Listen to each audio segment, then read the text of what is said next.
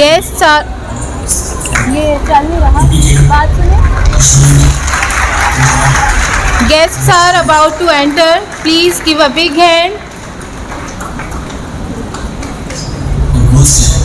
Gentlemen, آپ کے سامنے مشن بریفز موجود ہیں. This is for your eyes only. ہمارا پرائمری آبجیکٹو اس قوم کے نوجوانوں کو جگانا ہے. ان کو ایک بہت خطرناک دلدل سمجھتے ہیں. چیلنجز تو بہت ہیں. پرابلم اس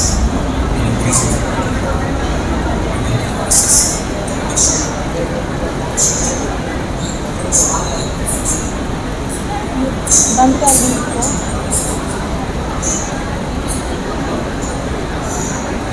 اس کو.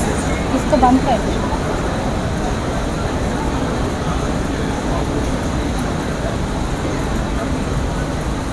بسم اللہ الرحمن الرحیم. السلام علیکم and good evening ladies and gentlemen. Respected intellectuals, guests, deans, chairpersons, teachers and dear students, how different this day is. Indeed, very wonderful. The vibes around are telling a beautiful tale which are truly unforgettable. Dear audience, you will series that was started by Nazariya-e-Pakistan Society under the umbrella of Directorate of Student Affairs, the Islamia University of Bahawalpur, in collaboration with Character Building Society and IBMAS, Islamia University of Bahawalpur, and Talimul Quran Institute. Now, without any delay, I would request Chairperson, Department of Quranic Studies, Dr. Ziaur Rahman Sahab, who is also the advisor of Nazariya-e-Pakistan Society, to please come on the stage for opening remarks.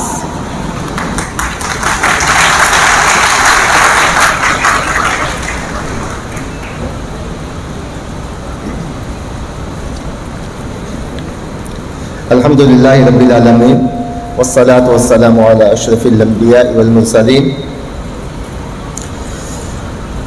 Honourable guest, راجہ ضیاء الحق بھائی،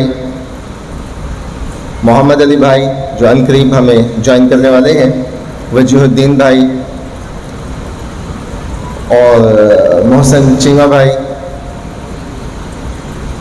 آج کی اس seminar کی صدر professor doctor Rubina Bhatti صاحبہ، dean faculty of social sciences, Islamia university Bahawalpur, guest of honours Syed Umar Farooq, C O Paigham Quran institute and Gulberg avenue, Masood Sabir, director Wasaib banquet hall, mister Hanif Ahmad, senior vice president Bahawalpur chamber of commerce, عزیز طلبہ و طالبات اور معززین شرکاء، السلام علیکم ورحمۃ اللہ.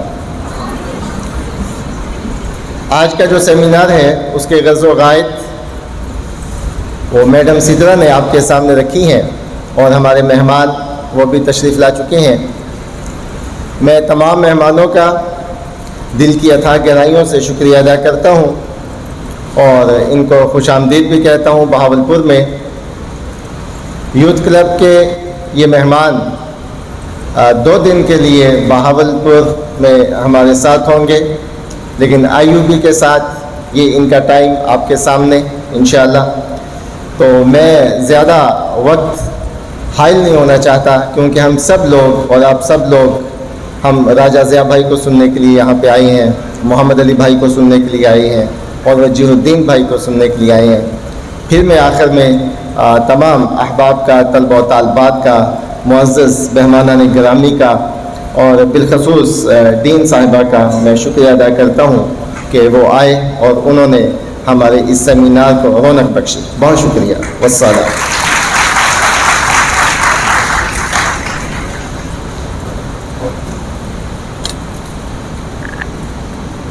As all of us aware that it's a life-changing seminar, and we have a young man with us who is the president of Nazariya-e-Pakistan Society, IUB, and has a great role in the organization of today's event.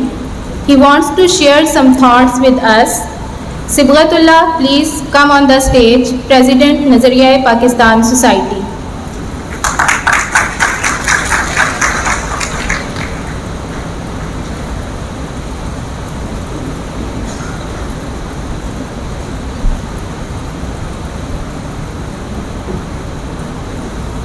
السلام علیکم ورحمۃ اللہ وبرکاتہ. نحمدہ ونصلی علی رسول الکریم. اعوذ باللہ السمیع العلیم من الشیطان الرجیم. بسم اللہ الرحمن الرحیم. قل هو اللہ احد اللہ الصمد لم یلد ولم یولد ولم یکن لہ کفوا احد. ہم آج سب امت محمدیہ کے افراد یہاں اپنے دین سے لگاؤ رکھنے کے باوجود دین سے لگاؤ کی وجہ سے اکٹھے ہوئے ہیں. یہ وہ امت محمدیہ ہے کہ جس نے اس اللہ کی سرزمین میں اس کائنات میں اپنا وہ عروج گزارا ہے کہ جب اسلامی ریاست کی سرحدوں میں وہ ممالک شامل تھے کہ جو آج ظلم، قتل و غارت اور تذلیل کا شکار ہیں. اسلامی ریاست کی سرحدوں میں شامل ممالک کون سے تھے؟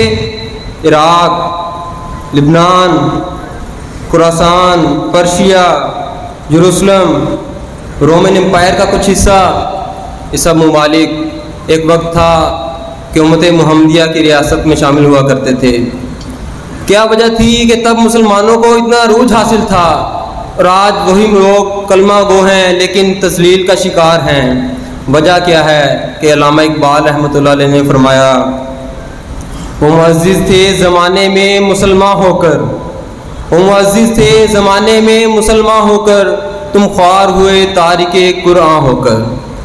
وجہ کیا تھی کہ ابوبکر رضی اللہ تعالیٰ عنہ جلیل القدر صحابی، اسلامی ریاست کے پہلے خلیفہ، اپنے خلافت قائم ہونے کے باوجود بھی اپنے علاقے، اپنی ریاست کی ایک بیوہ عورت کے گھر جایا کرتے تھے اور ان کے کام کاج کیا کرتے تھے کہ جب ابوبکر رضی اللہ تعالیٰ وفات پا گئے اور عمر رضی اللہ تعالیٰ کو پتہ لگا کہ کچھ ماہ گزرنے کے بعد کہ ابوبکر رضی اللہ یہ بھی عمل کیا کرتے تھے، روتے ہیں اور کہتے ہیں کہ ابوبکر میں تمہارے برابر نہیں پہنچ سکتا.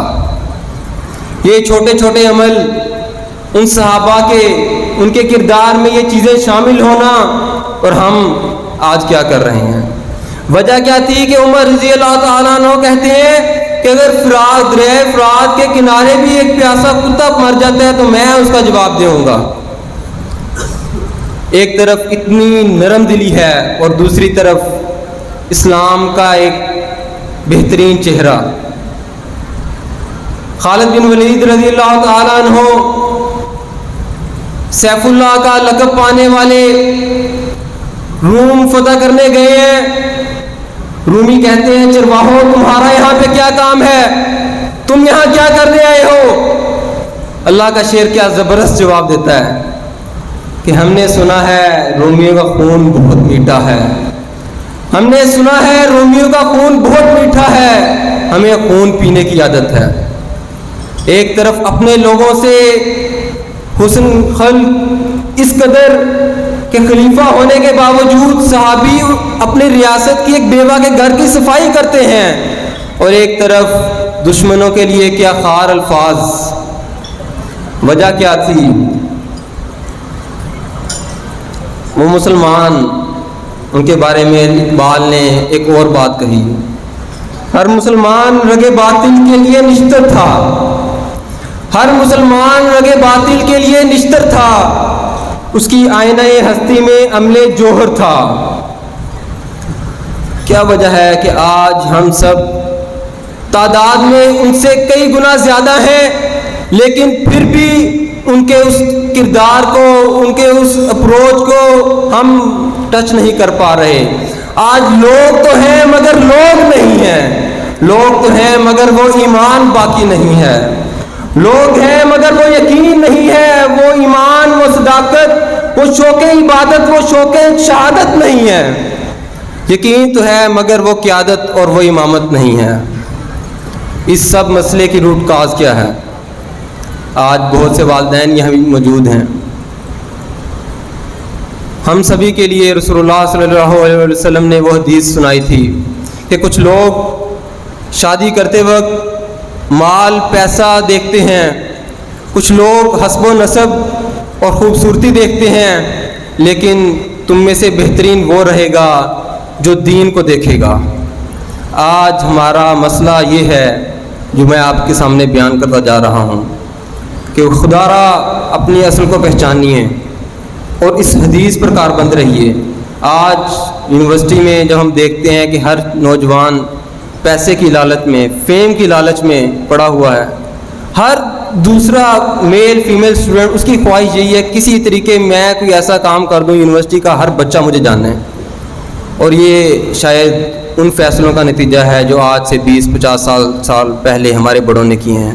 ضرورت ہے کہ دین کی طرف لوٹیے، یہی دین ہماری سربلندی کا ذمہ ہے۔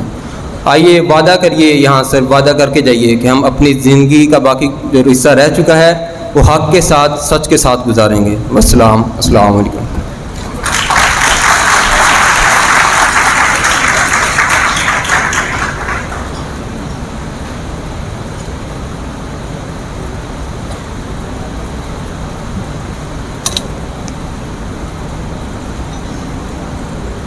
If I can conclude the words of the President Nazariya Pakistan Society Sibghatullah, in Iqbal's words I can say that صفائے دہر سے باطل کو مٹایا کس نے، نوع انسان کو غلامی سے چھڑایا کس نے، میرے کعبے کو جبینوں سے بسایا کس نے، میرے قرآن کو سینوں سے لگایا کس نے، تھے وہ آباد تمہارے ہی مگر تم کیا ہو، ہاتھ پہ ہاتھ دھرے منتظر فردا ہو۔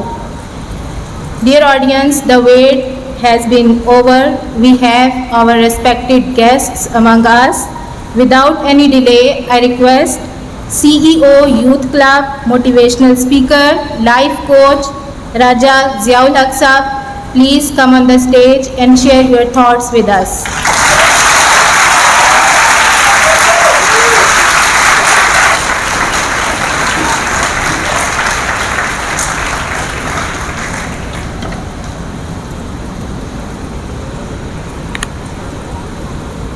بسم اللہ الحمدللہ والصلاۃ والسلام علی رسول اللہ وعلی آلہ وصحبہ اجمعین، اما بعد فاعوذ باللہ من الشیطان الرجیم، بسم اللہ الرحمن الرحیم، رب اشرح لی صدری ویسر لی امری واحلل عقدۃ من لسانی یفقہوا قولی۔ السلام علیکم ورحمۃ اللہ وبرکاتہ۔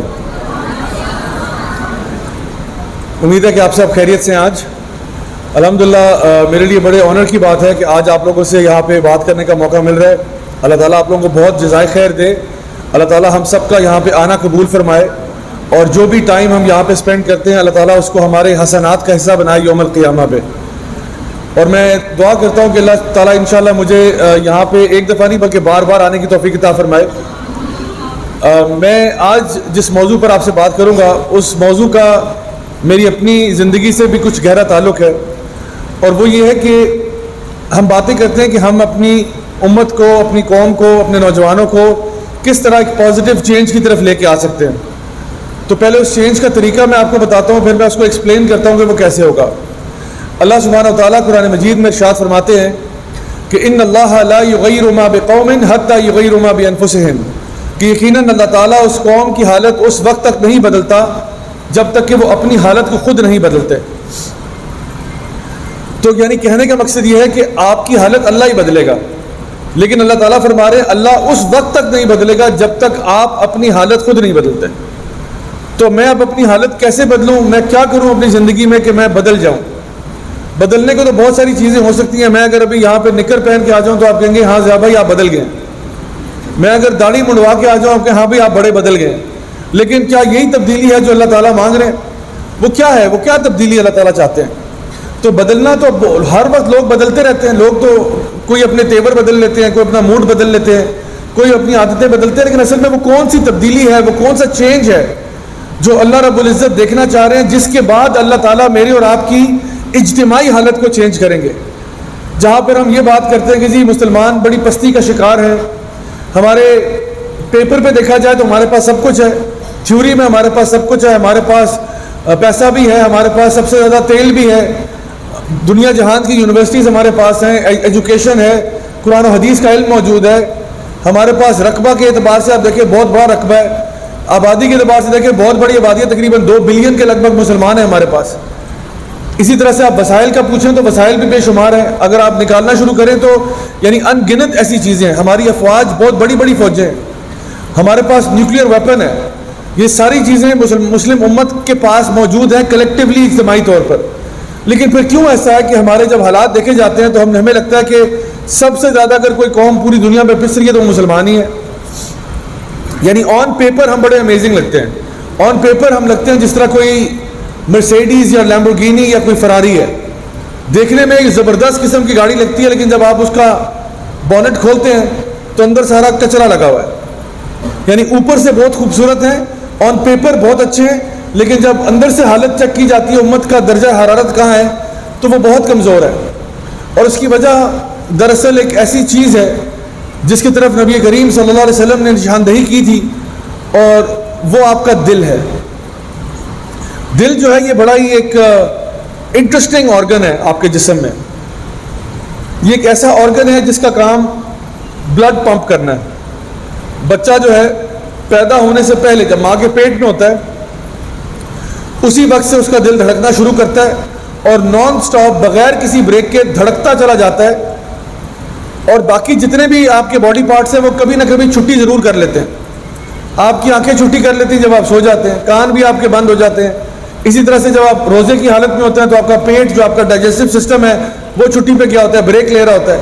لیکن یہ دل ہی بیچارہ رہ گیا جس کو بریک نہیں ملتی, مستقل طور پر دھڑکتا رہتا ہے. جب سے پیدا ہونے سے پہلے سے شروع ہوا تھا آج تک دھڑک رہا ہے, اور اگر خدا نہ خواستہ دل نے چھٹی کرنے کا فیصلہ کر دیا تو میری آپ کی بھی چھٹی ہو جائے گی.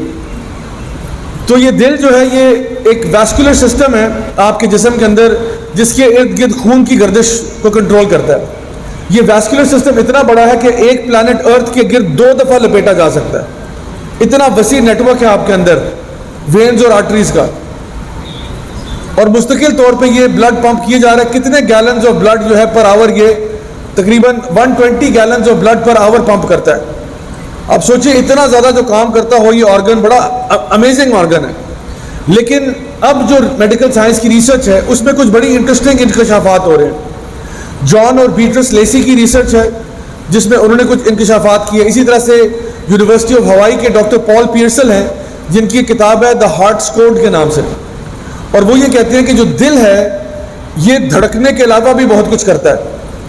ڈاکٹر پال پیئرسل جو ہیں وہ ایک کارڈیولوجسٹ ہے. ہارٹ ٹرانسپلانٹس کے بعد انہوں نے پوسٹ آپ لوگوں کا انالیسس کیا کہ لوگوں کے دل کی کیفیت کیسی ہوئی, یعنی سرجری کے بعد. تو کچھ ایسے معاملات سامنے آئے کہ ایک شخص جو تھا جو سرجری سے پہلے اس کو مثال کے طور پہ پاستا اور لزانیہ پسند نہیں تھا, سرجری کے بعد اس کی فیوریٹ ڈش بن گئی. تو پتہ چلا کہ جس کا دل اس کو لگا تھا اس کو پاستا اور لزانیہ بہت پسند ہوا کرتا تھا. ایک اور اس سے بھی مزے کی مثال انہوں نے دی کہ ایک شخص جو کہ 35 سال کا تھا اس کا ہارٹ ٹرانسپلانٹ ہوا. اس نے تقریباً 50 سال کی ایک عورت کو نکاح کے لیے پرپوز کر دیا, وہ بیوہ تھی. 50 سال کی عورت کو پرپوز کر رہا ہے 35 سال کا لڑکا. تو جب پتہ چلا کہ معاملہ کیا ہوا, پتہ چلا اسی بیوہ کے شوہر کا دل اس کو لگا ہوا تھا. اور جب اس سے پوچھا گیا کہ بھئی آپ کو ان سے محبت کیوں ہوئی, کہتے ہیں مجھے نہیں معلوم, بس میں نے جب ان کو دیکھا تو دل جو ہے وہ دھک دھک کرنے لگا. اسی طرح سے اور بھی بے شمار وہ واقعات کہتے ہیں کہ کسی بندے کا بس میں سفر کرتے ہوئے 2 بچوں سے اس کو بڑی محبت ہوئی, پتہ چلا انہی کے ابا جان کا دل لگا ہوا تھا. تو عجیب و غریب معاملات ہیں. یعنی کہ آپ کے یعنی وہ یہ کہتے ہیں, ڈاکٹر پال پیئرسل کا تھیسس یہ ہے, وہ کہتے ہیں کہ ابھی ہمیں دل کے بارے میں بہت کم پتہ ہے. ہمیں لگتا تھا کہ صرف یہ ایک بلڈ پمپنگ آرگن ہے, لیکن دل جو ہے اس میں کوئی اپنی قسم کی میموری بھی ہے, اپنی قسم کی انٹیلیجنس بھی ہے. اور اللہ سبحانہ و تعالیٰ قرآن مجید میں ارشاد فرماتے ہیں کہ لہم قلوب لا یفقہون بہا, ان کے پاس دل تو ہے لیکن وہ سمجھتے نہیں ہیں. تو اچھا جی, قرآن سے پتہ چلا دل کو سمجھنے کی چیز بھی ہوتی ہے. اور آپ اپنے نارمل تجربے میں دیکھیں کہ کئی فیصلے ایسے ہوتے ہیں جو ہمارے دماغ کے ہوتے ہیں اور کئی فیصلے ہمارے دل کے ہوتے ہیں. مثال کے طور پہ ایک اور ڈاکٹر صاحب ہیں, ڈاکٹر جان گرے PhD, وہ انہوں نے کتاب, بڑی مشہور کتاب ہے ان کی, men are from Mars and women are from Venus. وہ اس کتاب میں لکھتے ہیں کہ مردوں کے عام طور پہ فیصلے دماغی ہوتے ہیں اور عورتوں کے عام طور پہ فیصلے دل کے ہوتے ہیں. اب یہ کوئی جنرلائزیشن نہیں ہے، لیکن وہ کہتے ہیں کہ یعنی ویمن آر مور ایموشنل دین مین، یعنی ویمن ایموشنل زیادہ ہوتی ہیں، ان کے ڈیسیجن ایموشنل زیادہ ہوتے ہیں. تو وہ کہتے ہیں کہ مثال کے طور پر اگر ایک شوہر ہے، اس نے گاڑی خریدنے کا فیصلہ کیا ہے، تو وہ دیکھتا ہے کہ بھئی گاڑی کا ماڈل کیا ہے، کس سال کی ہے، اس کی مائلیج کتنی ہے، ری سیل ویلیو ہے یا نہیں ہے. لیکن اس کی بیوی کہے گی کہ بھئی گاڑی جو بھی ہو کلر اس کا ریڈ ہونا چاہیے. اور اسی طرح سے اگر ایک شخص جو ہے وہ گھر بنانا چاہ رہا ہے تو وہ گھر کرانے کے لیے پلاٹ ڈھونڈتا ہے، زمین کا انتخاب کرتا ہے، دیکھتا ہے کون سا ایریا ہے. اگین وہ یہ دیکھتا ہے کہ جی اس گھر کی سویج سسٹم کوئی آس پاس ہے یا نہیں ہے وغیرہ وغیرہ، اس کی ریسیل پراپرٹی کی ویلیو کیا ہوگی، اگلے 5 سال تک پراپرٹی مارکیٹ اوپر جانے کا خدشہ ہے یا نہیں ہے، جو بھی ہے اس طرح کی چیزیں دیکھ رہا ہوتا ہے. لیکن اس کی بیوی اس کو ضرور کہتی ہے کہ جی آپ نے گھر جیسا بنانا ہے بنا لیں، اندر سے جو ڈیزائن ہے وہ سارا میرے اوپر ہے. یعنی ہاؤس آپ نے بنانا ہے، اس کو ہوم میں بناؤں گا. اسی لیے ایک عورت کی ضرورت ہوتی ہے یعنی ایک ہاؤس کو ہوم بنانے میں. ہاؤس تو بن جائے گا، وہ تو دیواریں کھڑی کرتی ہیں، لیکن دیواروں سے گھر تھوڑی بنتے ہیں. اصل گھر تو وہ ہوتا ہے جو اندر سے گھر لگتا ہے. تو اس لیے عورتیں جو ہے وہ اس گھر کو جب مزین کرتی ہیں تو پتہ چلتا ہے کہ وہ ایک بڑی کمفرٹیبل جگہ ہو جاتی ہے. اور ایک شخص جب گھر آتا ہے تو جیسے اللہ تعالیٰ فرماتے ہیں کہ لتسکنوا الیہا، وہ اپنے گھر میں سکون حاصل کرتا ہے، اپنی بیوی میں سکون حاصل کرتا ہے. تو یہ فیصلے جو ہیں یہ عورتیں ہم سے بہتر جانتی ہیں، ہم مردوں کو یہ بات مان لینی چاہیے. اسی طرح سے آپ کو پتہ ہے کہ یہ جو دل کے فیصلے ہیں، کبھی کبھار ہم لوگ بازار جاتے ہیں نا تو وہ آپ کو پتہ ہے مارکیٹنگ والے جو ہے نا ان کو بھی پتہ ہے کہ دل کے فیصلے ہوتے ہیں. وہ اکثر اوقات کیا کرتے ہیں کہ وہ آپ کسی اسٹور پہ جاتے ہیں نا تو آپ گئے تھے انڈے ڈبل روٹی لینے، لیکن کاؤنٹر کے اوپر نا ساری چاکلیٹس ٹافیاں ببل گم کاؤنٹر پہ لگے ہوتے ہیں. تو لینے تو آپ انڈے اور ڈبل روٹی گئے تھے، لیکن جب آپ کاؤنٹر پہ پیمنٹ کر رہے تھے اور آپ کی نظر پڑی چاکلیٹس پہ اور ٹافیوں پہ تو ان پہ آپ کا کیا آ گیا، دل آ گیا. آپ نے کہا یار یہ بھی 2 پیک کر دینا. اور اسی طرح سے ان کے ساتھ ایک چلر لگا ہوتا ہے جس میں سافٹ ڈرنکس وغیرہ پڑے ہوتے ہیں، اور لینے آپ سافٹ ڈرنک نہیں گئے تھے لیکن آپ کا دل آ گیا، آپ نے کہا ہاں یہ ایک بوتل بھی دے دینا. اچھا اسی طرح سے میں یہ سمجھتا ہوں کہ اکثر اوقات ہمارے ماں باپ جو ہمارے رشتوں کے فیصلے کرتے ہیں نا، تو ایک لڑکی کے لیے جب کوئی رشتے کی بات ہو رہی ہوتی ہے تو ماں باپ کی طرف سے جو پھوپھی کا بیٹا ہے وہ ایک دماغی فیصلہ ہوتا ہے، لیکن وہ جو جاوید پہ دل آیا ہوا ہے یہ ایک اور بات ہے. اچھا پھوپھی کا بیٹا جو ہے وہ دماغی فیصلہ کیوں ہے؟ کیونکہ ماں باپ سوچتے ہیں دیکھو بیٹا اصل بات کیا ہے، اصل بات یہ ہے اگلے گھر میں سیٹل ہو جائیں، تو وہ اپنے دماغ سے ایک دماغی فیصلہ کرتے ہیں. لیکن اب دل کا کیا کریں جو جاوید پہ آیا ہوا ہے. اور یہی معاملہ لڑکوں کے ساتھ ہوتا ہے. جب خالہ کی بیٹی کا تذکرہ آتا ہے تو امی کہتی ہے بیٹا خالہ کی بیٹی ہے، تم سے چھوٹی بھی ہے، میں ساری عمر میں اس کو دیکھا ہے، بڑی ڈیسنٹ لڑکی ہے، اگر اس سے شادی کر لو گے تو وہ گھر میں نا ہمیں اس کے طور طریقے پتہ ہے، اس کو ہمارے پتہ ہے، تو فرکشن نہیں ہوگی. کیونکہ عام طور پہ وہ کہتے ہیں کہ جی باہر سے اگر شادی کی تو وہ ہو سکتا ہے ہمارے رواج نہ سمجھیں، ہمارے طور طریقے نہ سمجھیں، ہمارے یہاں کوئی چیز اچھی سمجھی جائے وہ ان کو بری لگ جائے، یا ان کو کوئی چیز اچھی لگتی ہو ہمیں بری لگ جائے. تو اس لیے وہ فرکشن اوائڈ کر رہے ہوتے ہیں. تو وہ دماغی طور پہ سوچ رہے ہوتے ہیں. لیکن اب ہم کیا کریں، دل تو پروین پہ آیا ہوا ہے. ساری کہانی جاوید اور پروین کی ہے. تو یہ دل جو ہے نا یہ بڑی عجیب سی چیز ہے، اس کے اپنے فیصلے ہوتے ہیں. تو کبھی کبھار انسان، اچھا مثال کے طور پہ اگر کسی شخص نے پاکستان کے اندر کوئی لگژری گاڑی رکھی ہوئی ہے، لگژری گاڑی سے مراد ہے کوئی لیمبورگینی یا فراری رکھی ہوئی ہے، تو یہ فیصلہ دماغی فیصلہ ہو ہی نہیں سکتا، سوال ہی پیدا نہیں ہوتا، آپ اس کو جسٹیفائی کر ہی نہیں سکتے. بھئی آپ کی گاڑی اتنی لو ہے، ہر کھڈے پہ اسپیڈ بریکر پہ لگے گی جا کے. فراری اگر آپ نے رکھی ہوئی یہاں پہ ہر کھڈے میں جا کے لگنی ہے، بس ایک ہی کوئی اسٹرپ ہوگی سڑک پہ جہاں پہ آپ اس کو چلا سکتے ہیں. اگر کسی رکشے سے بھی یا چنچی سے بھی آپ کی ٹکر ہو گئی تو چنچی کا یا رکشے کا نقصان ہوگا 2 روپے 8 آنے کا، اور آپ کا تقریباً 15 لاکھ کا نقصان ہو جائے گا، کیونکہ آپ کا بمپر ٹچ ہو گیا ہے. اس کے پارٹس یہاں اویلیبل کوئی نہیں ہے، آفٹر سیل سروس کوئی نہیں ہے، ری سیل یہاں کرنی کسی نے نہیں ہے. تو ایک بندہ جو ہے نا اتنی مہنگی کوئی 10 کروڑ کی گاڑی یہاں چلا رہا ہے، وہ دماغی فیصلہ نہیں ہے اس کا، یہ اس کے دل کا فیصلہ ہے. اور وہ کیا کہتے ہیں، شوق کا کیا نہیں ہوتا، کوئی مول نہیں ہوتا، وہ ریشنل ڈیسیجن ہی نہیں. اسی لیے وہ کہہ رہا ہے شوق کا کوئی مول نہیں ہوتا، کیونکہ یہ دماغی فیصلہ نہیں ہے، یہ اس نے دل سے فیصلہ کیا ہے. تو اسی طرح سے ہمیں پتہ ہے کہ کئی فیصلے ہمارے دماغ سے ہوتے ہیں اور کئی فیصلے ہمارے دل سے ہوتے ہیں. اچھا اب یہ جو دل ہے، اگر آپ ہسٹری میں دیکھیں تو شروع سے دل کے بارے میں کچھ باتیں مشہور ہیں کہ دل مثال کے طور پہ ٹوٹ جاتے ہیں، دل ٹوٹ جاتے ہیں کہ جی اس نے میرا دل توڑ دیا ہے. اب کیا واقعی میں دل ٹوٹ گیا اندر سے؟ اگر میں اس کی سرجری کروں گا تو دل ٹوٹا ہوا پڑا ہوگا؟ ٹوٹا ہوا تو نہیں ہوگا، دل تو بالکل ثابت سالم ہے.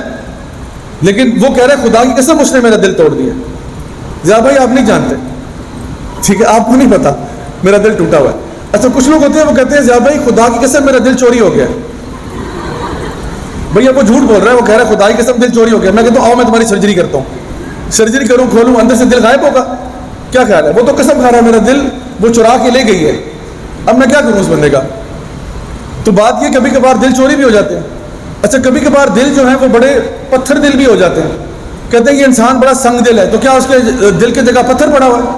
پتھر تو نہیں پڑا ہوا، لیکن لوگ تو کہہ رہے ہیں نہیں بڑا سنگ دل آدمی ہے.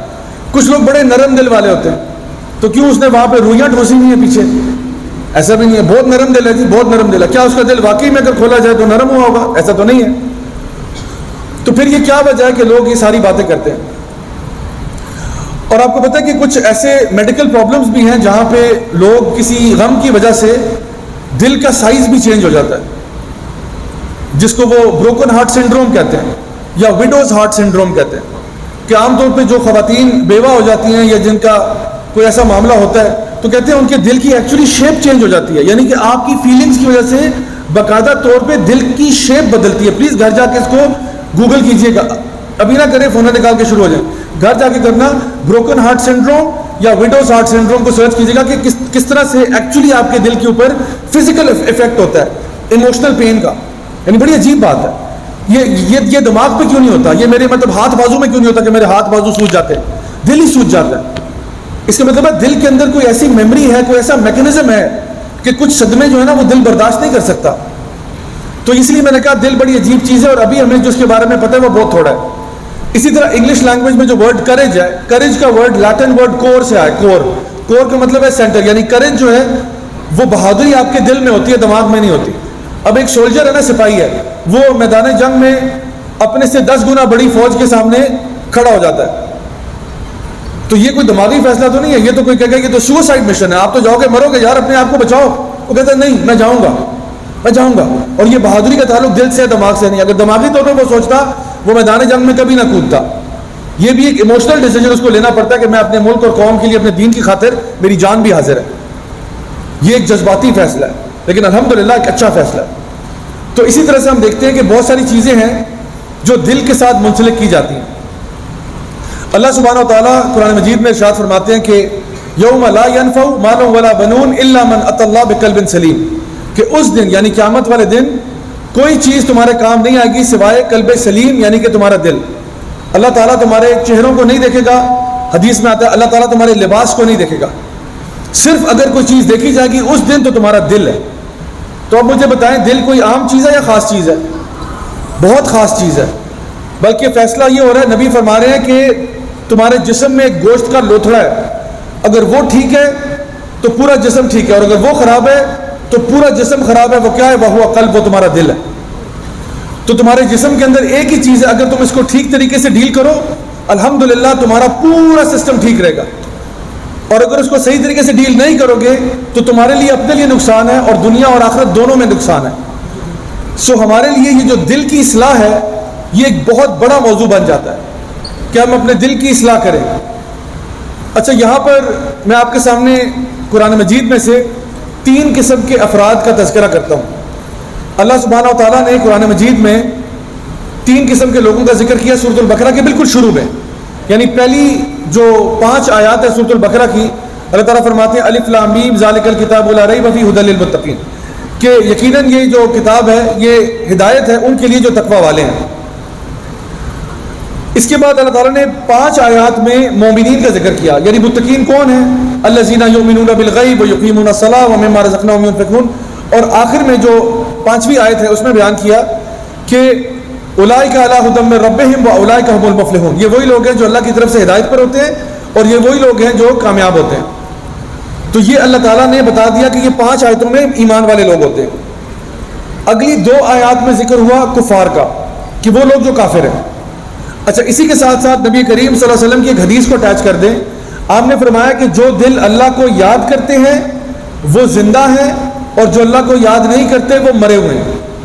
تو یعنی جو ایمان والا ہے اس کا دل زندہ ہے، اور جو ایمان نہیں لاتا، جو کافر ہے، اس کا دل مرا ہوا ہے، یعنی فزیکلی اس کا دل زندہ ہے، فزیکلی زندہ ہے. یہ میٹافورک ہارٹ کی بات ہو رہی ہے، یہ ایک روحانیت کی بات ہو رہی ہے. جو روحانی دل ہے وہ مر چکا ہے تمہارا. تو اللہ تعالیٰ نے سورۃ البقرہ کی پہلی 5 آیات میں اس دل کا ذکر کیا جو زندہ ہے، اگلی 2 میں ذکر کیا اس دل کا جو مر چکا ہے، اور اگلی 13 آیات میں ایک تیسرے قسم کے دل کا ذکر کیا. اور یہ کون سا دل ہے؟ اللہ تعالیٰ فرماتے ہیں فی قلوبہم مرض فزادہم اللہ مرضا. ان کے دلوں میں ایک بیماری لگی ہوئی ہے. یعنی پہلی 5 میں مومنین ہیں، دوسری میں کفار ہیں، اگلی 13 میں ایک ایسا دل ہے جو بیمار ہے. اور علماء بیان کرتے ہیں کہ اگر اللہ نہ کرے ہمارے گھر میں سے کسی کو دل کی کوئی بیماری لگ جائے، تو انہوں نے کہا کہ جو فزیکل بیماری ہے، خدا نہ خواستہ کسی کو دل کا دورہ پڑ گیا، یہ بیماری میکسیمم کیا ہوگا، زیادہ سے زیادہ انسان مر جائے گا. لیکن ہو سکتا ہے اگر نیک شخص تھا تو جنت میں چلا جائے، وہ اس کے لیے بہت اچھی جگہ ہے. لیکن اگر کسی کا دل اسپرچولی مر چکا ہے، روحانی طور پہ مردہ ہو چکا ہے یا بیمار ہو گیا ہے، اور وہ جب مرے گا، ہو سکتا ہے دنیا میں اس نے بہت عیاشی کی ہو، لیکن آخرت میں اس کا کوئی ٹھکانہ نہیں ہے. اسی لیے اللہ تعالیٰ فرما رہے ہیں کہ یوم لا ینفع مال ولا بنون الا من اتى اللہ بقلب سلیم. اس دن نہ تمہارا مال تمہارے کام آئے گا، نہ تمہاری اولاد تمہارے کام آئے گی، صرف اللہ تعالیٰ تمہارے دل کی حالت چیک کرے گا کہ وہ دل کیسا تھا، وہ قلب سلیم تھا یا نہیں تھا، بس یہ چیک ہوگا. تو ہم نے اپنے دل کی اصلاح کرنی ہے، ہم نے دل کی اصلاح کرنی ہے. اللہ سبحانہ تعالیٰ نے قرآن مجید میں کئی جگہ پہ قسم کھائی ہے. مثال کے طور پہ اللہ تعالیٰ فرماتے ہیں وَالْعَصْرِ إِنَّ الْإِنسَانَ لَفِي خُسْرٍ إِلَّا الَّذِينَ آمَنُوا وَعَمِلُوا الصَّالِحَاتِ وَتَوَاصَوْا بِالْحَقِّ وَتَوَاصَوْا بِالصَّبْرِ. تو ایک ہوتا ہے قسم اور ایک ہوتا ہے جواب القسم. اب کسی بات سے پہلے قسم کھائی جائے تو کیا بات کی اہمیت بڑھ جاتی ہے، کم ہو جاتی ہے؟ بڑھ جاتی ہے. مثال کے طور پہ اگر میں کہتا ہوں جی میں نے یہاں پہ باہر ببر شیر دیکھا ہے، تو آپ کہتے ہو نہیں زیا بھائی کیسی باتیں کر رہے ہیں. اگر میں کہتا ہوں خدا کی قسم میں نے اپنی آنکھوں سے دیکھا ہے، ایک دم سے میری بات میں یقین بڑھ جائے گا. اچھا اب دیکھیں تو قسم کھائی جاتی ہے شاید اپنی طرف یقین دلانے کے لیے، اپنی بات کے اندر تائید پیدا کرنے کے لیے. تو جب سورۃ العصر نازل ہوئی تو صحابہ ایک دوسرے سے کہتے تھے کہ اے ایمان والو تمہارے ساتھ کیا ہو گیا کہ اللہ تعالیٰ کو اپنی بات کرنے سے پہلے قسم کھانی پڑ رہی ہے؟ کیا تم اللہ کی بات مانتے نہیں ہو کہ اللہ تعالیٰ اپنی بات کرنے سے پہلے قسم کھا رہے ہیں؟ اور سوچیں کہ اگر اللہ تعالیٰ ایک کے بعد دوسری قسم کھائیں تو وہ کتنی بڑی بات ہے. یعنی ایک قسم ہے اور پھر ایک جواب القسم ہے. والعصر قسم ہے، وقت کی قسم کھائی گئی ہے. ان الانسان لفی خسر یہ جواب القسم ہے کہ یقیناً تمام انسان خسارے میں. میں اگر یہاں ہال میں آتا ہوں اور میں کہتا ہوں آپ سے خدا کی قسم،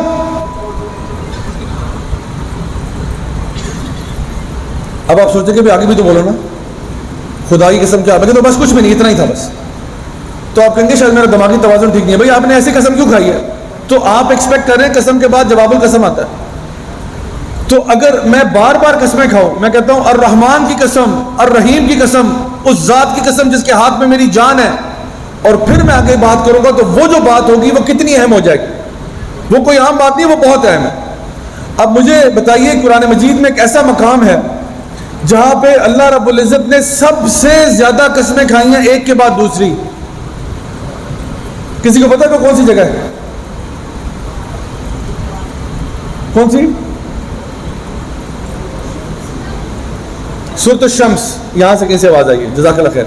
اللہ تعالیٰ فرماتے ہیں والشمس وضحاها والقمر اذا تلاها والنهار اذا جلاها والليل اذا يغشاها والسماء وما بناها والارض وما طحاها ونفس وما سواها فالهمها فجورها وتقواها. اب جواب آ رہا ہے قد افلح من زکاها وقد خاب من دساها. 11 قسمیں کھانے کے بعد اللہ تعالیٰ کہتے ہیں کہ کامیاب ہو گیا جس نے اپنے دل کا تزکیہ کر دیا، اور برباد ہو گیا جس نے تزکیہ نہیں کیا. اب مجھے بتائیں دل کا تزکیہ کوئی عام چیز ہے؟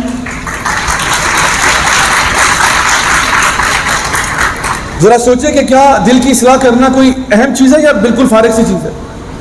اللہ تعالیٰ اتنی قسمیں نہ بھی کھاتے تو یہ کتنی اہم بات تھی. اور سب سے زیادہ پورے قرآن مجید میں سب سے زیادہ قسمیں کھا کے اللہ تعالیٰ کہہ رہے ہیں جس نے اپنے دل کی اصلاح کر لی وہ کامیاب ہو گیا، اور جس نے نہیں کی وہ برباد ہو گیا. نبی فرما رہے ہیں تمہارے جسم میں گوشت کا لوتھڑا ہے، اگر وہ ٹھیک ہے سب کچھ ٹھیک ہے. حدیث میں آ رہا ہے کہ اللہ تعالیٰ تمہارے چہروں کو، تمہارے لباس کو نہیں دیکھے گا کہ تم کتنے خوبصورت ہو، تمہارا لباس کتنا ڈیزائنر ہے. اللہ تعالیٰ تمہارے دل کی حالت کو چیک کرے گا. اللہ قرآن میں فرما رہا ہے یوم لا ينفع مال ولا بنون الا من اتى الله بقلب سلیم. اللہ خود کہہ رہا ہے. اتنی ساری ایویڈنسز کے بعد بندہ کہ نہیں دل کی اصلاح نہیں ہوتی. تو اللہ تعالیٰ کہہ رہے ہیں اپنے دل کی حالت کو بدلو، اپنے دل کی حالت کو بدلو. اب دل کی حالت کو کیسے بدلا جائے؟ شریعت میں 2 الفاظ استعمال ہوتے ہیں، ایک تزکیہ اور ایک تصفیہ. تزکیہ تو میں نے بتا دیا، قد افلح من زکاہا وقد خاب من دساہا. اور ایک ہے تصفیہ. اب یہ جس طرح آپ کے سامنے یہ ٹیبل ہے نا، اس ٹیبل پہ یہ گلاس ٹاپ ہے، گلاس ٹاپ ہے. اس پہ اگر چائے گر جائے تھوڑی سی تو اس کو صاف کرنا جو ہے وہ آسان ہے مشکل ہے؟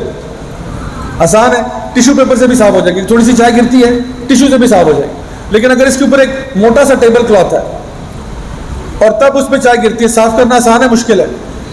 مشکل ہے نا. اب تو ٹیشو پیپر سے صاف نہیں ہوگی، یہ تو ڈٹرجنٹ سے، گرم پانی سے، پتہ نہیں کس طرح صاف ہوگی. تو کبھی کبھار کیا ہوتا ہے کہ ایک گناہ جو ہے انسان کے دل کی سطح پر ہوتا ہے تو صفائی آسان ہوتی ہے، اور کبھی کبھار وہ گناہ اتنا پرانا پاپی ہو چکا ہوتا ہے وہ انسان کے، وہ گناہ اس کے دل کے اندر جڑیں پکڑ چکا ہوتا ہے. نبی کریم صلی اللہ علیہ وسلم کی حدیث ہے کہ جب ایک انسان گناہ کرتا ہے تو اس کے دل پہ کالا نقطہ پڑ جاتا ہے، پھر دوسرا کرتا ہے، دوسرا، پھر تیسرا، پھر چوتھا، پھر پانچواں، حتیٰ کہ پورا دل اس کا کالا ہو جاتا ہے. اور اللہ تعالیٰ فرماتے ہیں اس کے بعد کلا بل رانا علی قلوبہم، کہ نہیں ان کے دلوں کے اوپر خول چڑھ جاتے ہیں. پھر کیا ہوتا ہے؟ سم بکم عمی فہم لا یرجعون، پھر وہ گنگے بہرے اندھے ہو جاتے ہیں اور کوئی ہدایت ان کو نصیب نہیں ہوتی. تو اللہ تعالیٰ کی پناہ مانگتے ہیں ہم اس قسم کی حالت سے کہ ہمارا دل اتنا کالا ہو جائے کہ ہدایت کے دروازے بند ہو جائے ہمارے لیے. تو یہ جب انسان کا گناہ نیا اس کے دل پہ آتا ہے نا تو چھوڑنا آسان ہوتا ہے. جو پرانا گناہ ہے اس کو پھر رگڑ کے ہی صاف کرنا پڑے گا. مثال کے طور پہ ایک لڑکا ہے، اس نے کل اسموکنگ شروع کی ہے، کل پہلی دفعہ سگریٹ پیا اس نے. آج میں سے کہتا ہوں بھائی سگریٹ تمہارے لیے اچھا نہیں ہے، کینسر ہو جائے گا، مر جاؤ گے. تو چھوڑنا آسان ہے مشکل ہے؟ آسان ہے. ایک بندہ پچھلے 10 سال سے سگریٹ پی رہا ہے، میں کہتا ہوں بھائی سگریٹ مت پیا کرو، کینسر ہو جائے گا، مر جاؤ گے. چھوڑنا آسان ہے مشکل ہے؟ مشکل ہے. وہ تو ڈبی کے اوپر روز پڑتا ہے کینسر ہو جائے گا، وہ تو روز پڑتا ہے ڈبی پہ تو اب تو پکچرز بنانے شروع کر دیا. اب تو تصاویر بنی ہوتی ہیں کہ یہ تھروٹ کینسر ہوگا، یہ فلانا ماؤتھ کینسر ہوگا، اب تو پکچرز بنی ہوتی ہیں. لیکن یعنی مجال ہے کہ وہ چھوڑ دے، وہ تو اور پی رہا ہے. تو کبھی کبھار نا انسان کا دل بڑا ڈھیٹ ہو جاتا ہے کسی ایک ہی گناہ میں، جو بچپن سے جھوٹ بول رہا ہے. جب پہلی دفعہ جھوٹ بولا تھا اسی بات پکڑ لیتے، روک لیتے، اچھا تھا. اب جو کہ آگے چلا گیا، اب یہ نہیں کہ اصلاح نہیں ہو سکتی، اصلاح ہو سکتی ہے لیکن پروسیس زیادہ مشکل ہے. تو اپنے دل کی اصلاح کرنا. میں نے کچھ سالوں پہلے رمضان کے مہینے میں ایک پورا کورس کروایا تھا 30 دن کا، جس کا نام تھا دا اسپرچل کارڈیولوجسٹ. اور وہ 30 دن کا کورس تھا اور ہر روز ہم ایک بیماری کے بارے میں بات کرتے تھے. ایک بیماری، دل کی بیماری، اور اس کے بارے میں بات کرتے تھے کہ وہ بیماری ہے کیا، اگر آپ کو نہیں لگی تو اس کی پریونشن کیا ہے، اور اگر لگ گئی ہے تو اس کا کیور کیا ہے. اور 30 دن میں ہم نے 30 بیماریاں کور کی. مثال کے طور پہ بغض ہے، کینہ ہے، حسد ہے، نفرت ہے، غصہ ہے، حب الدنیا ہے، کراہیت الموت ہے، حب المنزلہ ہے، تکبر ہے. ٹھیک ہے، اپنی ہوس کے پیچھے بھاگنا، یہ چیز ہے، لسٹ ہے، ڈیزائر ہے. یہ سارے کیا ہیں؟ یہ دل کی بیماریاں. اور یہ بیماریاں ان کی صفائی چاہیے. اللہ تعالیٰ فرماتے ہیں الا بذکر اللہ تطمئن القلوب، یقیناً اللہ کے ذکر سے ہی دلوں کو اطمینان ملتا ہے. اور یہ اطمینان ہم نے حاصل کرنا ہے. شکوک و شبہات ہوتے ہیں، دل کے مسائل ہیں. شبہات، شہوات، یہ دل کے امراض ہیں. انسان اپنی شہوت کو کنٹرول نہیں کر سکتا. انسان شک کی حالت میں رہتا ہے، اللہ کے بارے میں شک کر رہا ہے. ویسے شک، تو جو دل شک کی حالت میں، وہ اریٹیٹڈ ہارٹ ہے، وہ ہارٹ اریٹیٹڈ ہے. وہ یعنی نفس مطمئنہ کیسے ہو سکتا ہے؟ جس کو اللہ تعالیٰ پکاریں گے جب وہ مر رہا ہوگا نا، اللہ تعالیٰ پکاریں گے یا ایتھا النفس المطمئنہ ارجعی الی ربک راضیۃ مرضیہ فادخلی فی عبادی وادخلی جنتی، کہ اے نفس مطمئنہ آ جا اپنے رب کے پاس اس حالت میں کہ تیرا رب تجھ سے راضی، تو اپنے رب سے راضی. آ جا اللہ تعالیٰ کے نیک بندوں کی صحبت میں داخل ہو جا، آ جا اللہ کی جنت میں داخل ہو جا. اور یہ نفس مطمئنہ کون بنے گا؟ جو اللہ کا ذکر کرتا ہوگا. الا بذکر اللہ تطمئن القلوب. تو دل کی اصلاح کرنا ہم سب کے لیے ضروری ہے. ہمارے اسلاف میں تو ایسے ایسے لوگ گزرے ہیں جو بڑے کمال باتیں کرتے تھے. ایک شخص کے بارے میں امام غزالی رحمہ اللہ مینشن کرتے ہیں کہ ایک عالم دین تھے، انہوں نے تنخواہ دے کے ایک بندے کو اپنے ساتھ رکھ لیا 2 مہینے کے لیے کہ میں جہاں جاؤں گا تم نے مجھے گالیاں نکالنی ہیں اور تانے دینے ہیں، سارا دن یہی کرنا ہے. خود عالم دین ہے، جہاں جاؤں گا جیسے ہی تمہیں لگے نا کہ لوگ میری بہت واہ واہ کر رہے ہیں، میرے کان میں کہہ دینا اور تو کچھ بھی نہیں ہے، اور تو ایویں ہی ہے، زیادہ پھو پھا نہ کریں. یہ سارے لوگ جو ہے نا، یہ ان کو نہیں پتا تو کتنے گناہ کرتا ہے. یہ اس لیے تعریف تیری کر رہے ہیں کیونکہ ان کو تیرے گناہ نہیں پتا، ورنہ تو 2 ٹکے کا انسان نہیں ہے. مجھے مسلسل یہ کہتے رہنا 2 مہینے. مثال کے طور پہ آج کے زمانے میں 30,000 روپے تنخواہ پہ آپ نے بندہ رکھا ہوا ہے اور وہ مستقل آپ کے ساتھ گھوم رہا ہے اور کنٹینیوسلی آپ کو تانے دے رہا ہے. 2 کام تھے اس کے. ایک وہ شیخ چاہتے تھے کہ میں ہمبل ہو جاؤں، اور دوسرا یہ کہ میں غصے پہ قابو پانا سیکھوں، کہ اگر اس کے تانے میں نے 2 مہینے برداشت کر لیے نا تو میں کچھ بھی سہ لوں گا. تو وہ تو اتنا کیئرفل ہوتے تھے. ایک مصر کے بہت بڑے عالم دین تھے، اور ٹی وی پہ ان کی تفسیر آتی تھی اور انہی کی آتی تھی. 1970s میں غالباً، یعنی پرانے تھے تو وہ 1970s میں وہ کائرو کی ایک مسجد میں گئے جمعہ پڑھنے. تو امامت کی اور کرا تھے، یہ بہت بزرگ ہو چکے تھے. تو جیسے یہ مسجد میں داخل ہوئے تو ان کو ایسا لگا کہ لوگ ان کو دیکھ رہے ہیں، لوگ ان کی تعریفیں کر رہے ہیں، لوگ واہ واہ کر رہے ہیں کہ او شیخ صاحب آ گئے، او شیخ صاحب، یعنی وہ تو ٹی وی پہ آتے ہیں. یعنی ہر بندے کو نا ایک دم سے ہو گیا.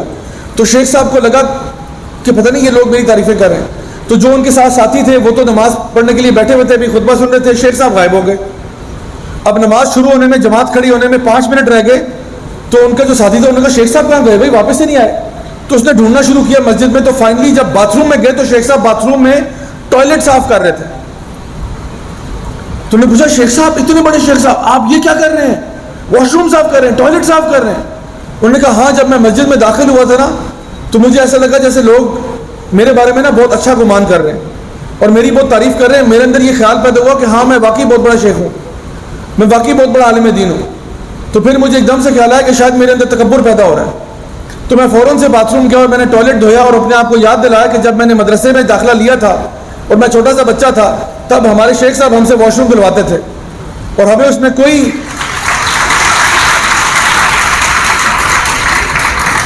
وہ کہتے ہیں ہمیں اس میں کوئی شرم نہیں آتی تھی. اور کہتے ہیں کہ میں آج بھی اصل میں تو میں وہی ہوں، میں مسجد کے واش روم دھو رہا ہوں نا تو یہ کام ثواب کا یا گناہ کا ہے؟ ثواب کا. تو کہتے ہیں اگر تو نے اللہ کے لیے ثواب ہی کمانا نا جا کے باتھ روم دھو. کہتے ہیں میں نے اپنے لیے سمجھا کہ میرے لیے کوئی بھی کام ہو، اللہ کے لیے کام کرنا نا ضروری ہے میں نے لیکچر دیکھ کے یہ اجر کمانا ہے. نہیں، میں واش روم بھی دھو سکتا ہوں، میں کرسیاں بھی لگا سکتا ہوں، میں جھاڑو بھی لگا سکتا ہوں، میں پوچھا بھی لگا سکتا ہوں. یہ سارے کام اللہ کے لیے اور اللہ تعالیٰ میری نیت کو دیکھے گا.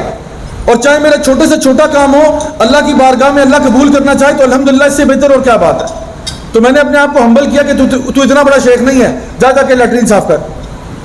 تو یہ ان لوگوں کا کردار اور اخلاق تھا کہ وہ اپنے اندر یہ چیزیں نہیں آنے دیتے تھے. نبی کریم صلی اللہ علیہ وسلم کی حدیث سے آپ نے فرمایا کہ جس کے دل میں رائی برابر بھی تکبر ہوگا وہ جنت میں داخل نہیں ہو سکتا. تو سوچئے کتنی بڑی بات ہے. صحابہ نے پوچھا یا رسول اللہ کیا تکبر یہ ہے؟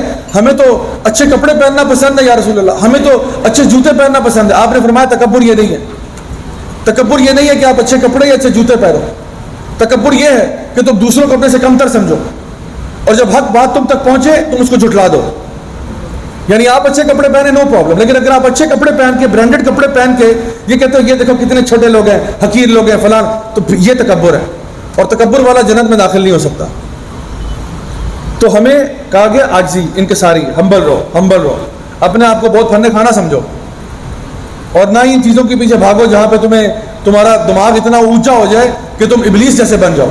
ابلیس کی گیم کیا ہے؟ ابلیس کی پوری گیم تکبر ہے. اللہ تعالیٰ نے کہا، اللہ رب العزت نے اس کو ڈائریکٹ حکم دیا ابلیس تم اور تمام فرشتے آدم علیہ السلام کو ویلکم کرنے کے لیے سجدہ کرو. ابلیس نے کہا میں نہیں کرتا. کہا یا ابلیس ما لک، ابلیس کیا ہوگا؟ کہتے انا خیر منہ خلقتنی من نار وخلقتہ من طین. میں کیوں سجدہ کروں جب مجھے تو نے آگ سے بنایا ہے؟ میں تو برانڈڈ ہوں، میں تو آگ سے بنا ہوں، وہ مٹی سے بنا ہے، میں کیوں سجدہ کروں اس حقیر چیز کے آگے؟ اللہ نے کہا اب تو یہاں سے دفع ہو جا. تکبر کی چادر اللہ تعالیٰ کسی کو نہیں اوڑھنے دیتا، یہ صرف اللہ کو سوٹ کرتی ہے اور کسی کو سوٹ نہیں کرتی. مائی ڈیئر اسٹوڈنٹس، یہ دل کے امراض ہیں، یہ دل کے امراض ہیں جو کہ ہم نے فائنڈ آؤٹ کرنے اپنے اندر سے اور ان کو آہستہ آہستہ باہر نکالنا ہے. اور اس سے فائدہ کیا ہے؟ فائدہ یہ ہے کہ یہ جو جسم ہے نا آپ کا، یہ تو یہیں مٹی میں مل جائے گا. یہ روح ہے آپ کی جو آگے جائے گی. آپ کی حقیقت بھی آپ کی روح ہے، آپ کا جسم نہیں ہے. جب راجہ زولق مرے گا نا تو راجہ زولق کو لوگ راجہ زولق نہیں کہیں گے، لوگ مجھے کہیں گے میت، لوگ مجھے کہیں گے باڈی، کہ جی باڈی کو غسل دے دیا، میت کی تدفین ہو گئی. کیونکہ راجہ زولق تو چلا گیا، راجہ زولق تو اللہ کے پاس ہے. بس یہ جو باڈی ہے تو کچھ نہیں ہے، تو جسم مٹی سے بھرا تھا، مٹی پہ مل جائے گا. لیکن اصل راجہ زولق جو ہے وہ تو نکل گیا یہاں سے اور اس کا بھی حساب کتاب ہوگا. تو روح نہیں مرتی، روح کو اللہ تعالیٰ، ہماری دعا ہے اللہ تعالیٰ ہمیں جنت دے. تو جب جنت میں داخل ہوگے تو نیا جسم ملے گا. یہ جسم اس کی اپنی شیلف لائف ہے، اس کی ایکسپائری ڈیٹ ہے. یہ جسم یہاں رہ جائے گا، یہ جسم ساتھ نہیں جا رہا آپ کے.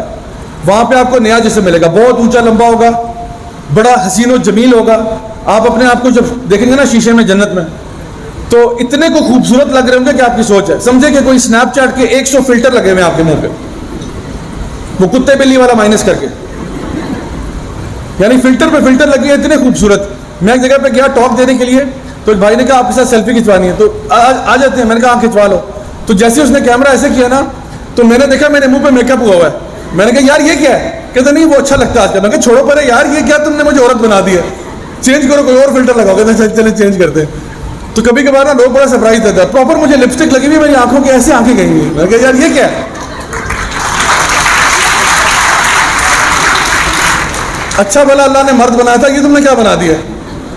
تو امیجن کریں کہ اللہ تعالیٰ آپ کو کیا حسن و جمال دے گا, صرف کیوں کہ آپ نے اپنے دل کا تزکیہ کر لیا. جنت کن لوگوں کے لیے؟ انہی لوگوں کے لیے تو ہے جن کا دل صاف تھا. تو آپ کی روح وہاں جاتی ہے, آپ کو نیا جسم ملتا ہے. اب یہ جسم اتنا زبردست ہے, پتہ نہیں یہ ہواؤں میں پرواز کرے گا, سمندر کے اندر غوطہ زن ہو جائے گا اور بریدنگ اپریٹس کے بغیر, اور پتہ نہیں کیا کچھ ہوگا. اس کا جو پورا, یعنی یہاں دنیا میں تو ہم کھانا کھا کے واش روم جاتے ہیں نا, اس جسم کو واش روم جانے کی ضرورت نہیں ہے. آپ جتنی مرضی ڈشز کھا لیں, ایک پسینے کا قطرہ آئے گا جس کی اسمیل پرفیوم جیسی ہوگی. اور شیخ السعدی رحمہ اللہ فرماتے ہیں کہ جو لوگ جنت میں ہوں گے نا, ان کو اللہ تعالیٰ نے بڑے ہی مضبوط دل دینے ہیں, بڑے مضبوط دل دینے ہیں. کیوں مضبوط دل دینے ہیں؟ کیونکہ وہ کہتے ہیں کہ اگر وہ مضبوط دل نہ ہوتے, لوگ دل کے دورے سے مر جاتے ہیں. جنت میں جاتے جب اتنی یہ چیزیں دیکھتے, وہ دل کے دورے سے مر جاتے ہیں. آپ سوچ سکتے ہو, یعنی انسان کو جب اللہ تعالیٰ نعمتیں دے گا, اتنی نعمتیں, تو وہ اس کے برداشت سے باہر ہو جائیں گے, وہ صدمہ نہیں سہ پائے گا. میرے شیخ صاحب نے ایک مجھے سٹوری سنائی تھی, ایک لطیفہ تھا کہ ایک گاؤں تھا کوئی, اس میں نا لوگ بڑے سمپل سادے سے لوگ رہتے تھے, اور ان کی سادگی کا عالم یہ تھا کہ وہاں پہ نا یہ بارٹر سسٹم چلتا تھا. ہوتا ہے نا کہ آپ نے کسی کو انڈے دیے, اس نے ڈبل روٹی دے دی, کسی کو آپ نے لکڑی دی, اس نے آپ کو آٹا دے دیا, آپ نے آٹا دیا, اس نے چاول دے دیے. تو وہ ٹریڈنگ کرتے تھے, اور پیسے شیسے ان کے پاس ہوتے نہیں تھے, اور اگر کسی کے پاس 1000 روپیہ بھی آ جائے تو وہ بندہ کوئی بہت ہی امیر سمجھا جاتا تھا کہ بڑا کوئی لکھ پتی ہے جی, 1000 روپے جی, اس بار کتنے جی, 1000 روپے, 1000 روپے, او بڑے پیسے تھے. جو تو 10,000 والا تھا وہ تو کوئی ارب پتی مانا جاتا تھا. 10,000, اس کے پاس 10,000 روپے ہیں, اوہ پیسے ہی پیسے. تو کیا ہوا کہ وہاں پہ ایک بابا جی رہتے تھے اس گاؤں میں. ان بابا جی نے کہیں لاٹری کا ٹکٹ لیا, تو ان کی لاٹری نکل آئی 10 لاکھ روپے کی. 10 لاکھ کی, اس جگہ پر جہاں 1000 روپے والا بھی امیر سمجھا جاتا ہے, 10,000 والا کھرب پتی ارب پتی ہوتا ہے, تو ان کے 10 لاکھ روپے نکل آئے. اب گھر والے پریشان, انہوں نے کہا جی بابا جی کو کیسے بتائیں کہ ان کی لاٹری نکلی ہے, یہ تو بیچارے صدمہ نہیں برداشت کر پائیں گے. تو وہ چلے گئے جی گاؤں کے حکیم کے پاس.